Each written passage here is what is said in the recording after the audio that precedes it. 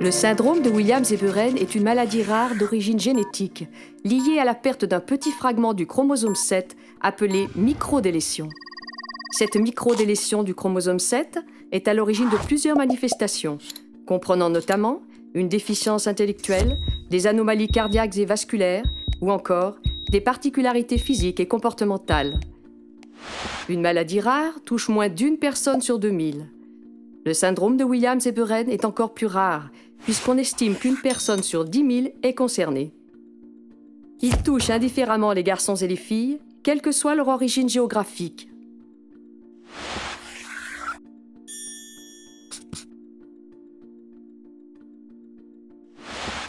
Le syndrome de Williams-Eberen est très rarement diagnostiqué avant la naissance. En revanche, il est suspecté s'il existe un souffle cardiaque à la naissance, faisant découvrir l'atteinte cardiaque souvent caractéristique du syndrome. Puis, devant l'association d'un retard du développement psychomoteur, retard à la marche, retard de langage, un retard de croissance, des traits physiques particuliers, des troubles digestifs et parfois des troubles du comportement. Le diagnostic est plus souvent évoqué par un généticien ou aussi par un pédiatre ou un cardiopédiatre expérimenté.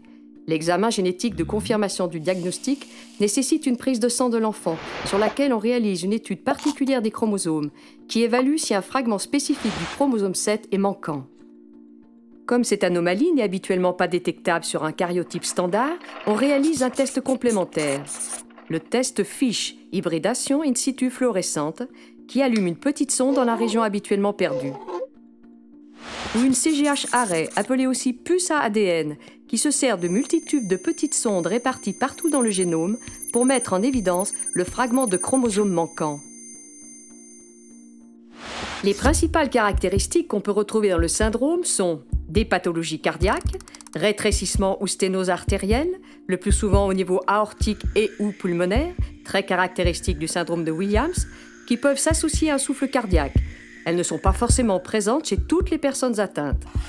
Un taux de calcium trop élevé dans les urines et le sang, hypercalciurie, hypercalcémie, notamment à la naissance ou pendant les 2 premières années de vie, un retard du développement psychomoteur, hypotonie dans la petite enfance avec des enfants décrits comme trop mous, une station assise et une marche acquise plus tardivement, difficultés de motricité fine, difficultés de repère dans le temps et l'espace, troubles visuospatiaux.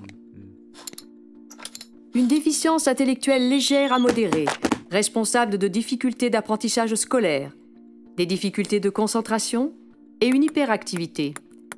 Des troubles de l'alimentation, de la digestion et du sommeil, notamment dans la petite enfance. Les troubles du sommeil persistent souvent à l'adolescence et à l'âge adulte.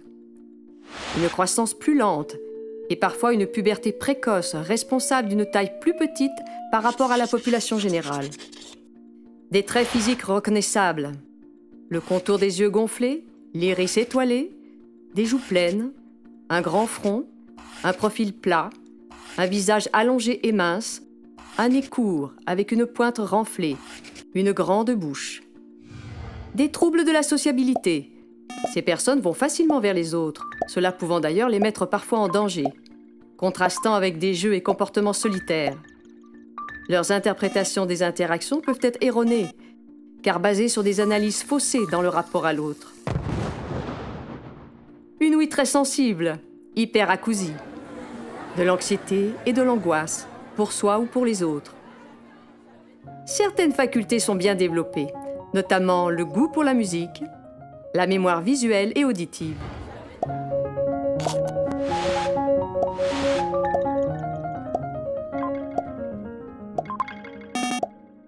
Le syndrome de Williams-Eberen n'est généralement pas hérité. Il s'agit d'un accident génétique survenu avant la fécondation. Le conseil génétique est donc le plus souvent rassurant pour les parents qui souhaiteraient avoir d'autres enfants ou aussi pour les autres membres de la famille, comme par exemple la fratrie de l'enfant ou la fratrie des parents. En revanche, une personne atteinte du syndrome a un risque de 50% de transmettre la pathologie à chaque conception, puisqu'elle a un chromosome 7 porteur de la microdélétion et un qui ne l'est pas. Tous ces aspects, bien sûr, doivent être discutés lors d'une consultation de génétique.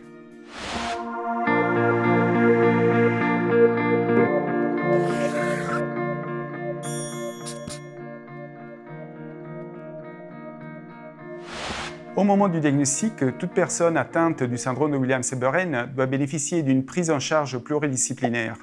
Il est donc recommandé de réaliser un examen clinique complet, comprenant un examen général, une auscultation cardiaque, la mesure de la tension artérielle, une évaluation de la croissance et du développement global.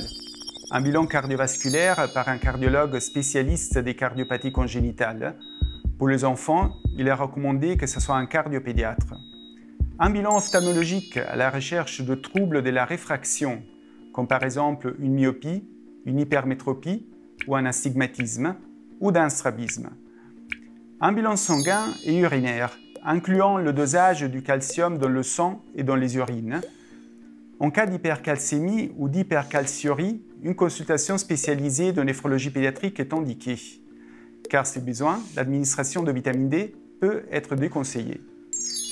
Un bilan thyroïdien, incluant notamment un dosage de la TSH, une échographie rénale et des voies urinaires, afin d'évaluer l'éventuelle présence de malformations des reins et des voies urinaires et de dépôts de calcium, ce qu'on appelle une néphrocalcinose. Un examen Doppler est indiqué pour évaluer l'éventuelle présence de sténose des artères rénales. En fonction de l'âge, au diagnostic et de la situation individuelle du patient, il peut être recommandé de réaliser aussi d'autres examens. Un contrôle de l'audition est un suivi ORL, un bilan bucco-dentaire à la recherche de l'éventuelle présence de dents manquantes, malposition dentaire ou caries.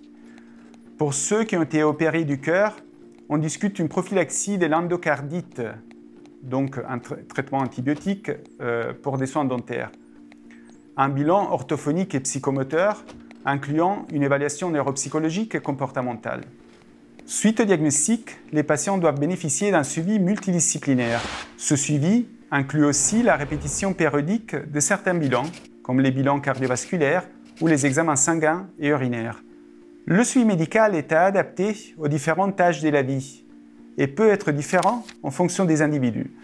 Selon les recommandations du protocole national de diagnostic et de soins, en libre accès sur le site de la HAS, la Haute Autorité de Santé. Aujourd'hui, il n'existe pas de traitement pour guérir ce syndrome, mais on peut proposer des traitements pour en traiter les symptômes et des rééducations pour permettre aux patients de développer toutes ses capacités. L'accompagnement global peut débuter dès l'enfance, soit dans des structures de prise en charge médico-sociale, comme les centres d'action médico-sociale précoce jusqu'à l'âge de 6 ans, puis dans des services d'éducation spéciale et de soins à domicile ou des services d'accompagnement à la vie sociale, ou encore à l'âge adulte dans des services d'accompagnement médico-social pour adultes handicapés. Le suivi peut également être réalisé en libéral, soit dans l'attente d'une prise en charge en structure médico-sociale, soit si les parents y sont plus favorables. Concernant la prise en charge de rééducation, l'orthophonie peut aider à l'apprentissage du langage, la psychomotricité peut permettre d'améliorer le développement moteur et la rééducation des troubles visuospatiaux. La kinésithérapie peut permettre de favoriser l'acquisition de la position assise et de la marche et d'agir contre l'installation de raideurs articulaires. L'ergothérapie peut aider à l'apprentissage des tâches de la vie quotidienne, comme s'habiller, manipuler des objets. La psychothérapie peut aider la personne à exprimer son ressenti et maîtriser ses sentiments. La fiche Focus Handicap d'Orphanet peut être utile pour les accompagnants pour mieux comprendre le syndrome, ses retentissements et l'accompagnement à mettre en place.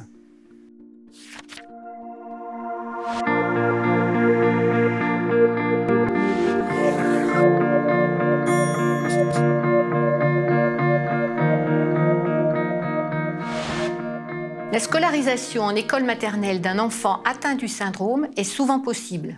Ensuite, une orientation est proposée en fonction des capacités de l'enfant, soit auprès des ULIS, unités localisées pour l'inclusion scolaire, soit en IME, institut médico-éducatif, soit une mise en place d'aide humaine accompagnant d'élèves en situation de handicap après décision de la maison départementale des personnes handicapées.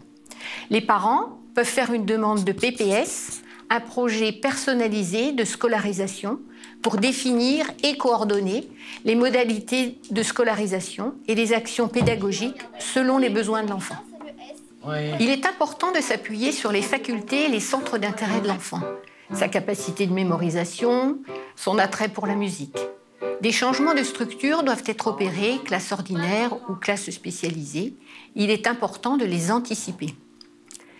Les structures de type IME ou institut médico-professionnel permettront à la personne de gagner en autonomie et d'envisager une orientation professionnelle en fonction de ses capacités et ses attentes. Compte tenu de l'hypersensibilité au bruit liée au syndrome, travailler dans un milieu bruyant n'est pas le plus approprié. De plus, la station debout peut être pénible pour certaines personnes. Il faut savoir que ce syndrome peut entraîner des difficultés de coordination et du maintien d'une attention soutenue. Les adultes atteints de ce syndrome qui travaillent peuvent exercer en milieu ordinaire ou protégé, selon ce qui leur convient le mieux. Le syndrome peut entraîner des difficultés relationnelles, particulièrement dans l'enfance. Le jeune enfant doit apprendre à garder une attitude relationnelle adaptée, en lien avec ses troubles de sociabilité, car cela peut le mettre en danger. Ce sont des personnes à la fois protectrices et anxieuses pour leurs proches. Le syndrome peut avoir des conséquences sur la vie familiale. Les besoins de prise en charge génèrent des préoccupations administratives importantes. De plus, elles peuvent engendrer un déménagement familial ou un aménagement de la vie professionnelle des parents. Le soutien psychologique de la famille et de la fratrie est important. Il peut notamment être proposé dans les structures médicales ou médico-sociales. Les adultes porteurs du syndrome ne sont souvent pas totalement autonomes. Certains vivent en famille, d'autres en foyer ou en établissement médico-social et peuvent être accompagnés par un SAVS, service d'accompagnement à la vie sociale, ou un SAMSA, service d'accompagnement médico-social aux adultes handicapés. La succession doit être anticipée pour protéger à la fois les parents et les enfants. Les personnes touchées par le syndrome de Williams-Séberen peuvent bénéficier de l'affection de longue durée et ainsi être exonérées du ticket modérateur qui sera pris en charge à 100%. La demande de cette mesure doit être adressée par un médecin auprès de la caisse primaire d'assurance maladie.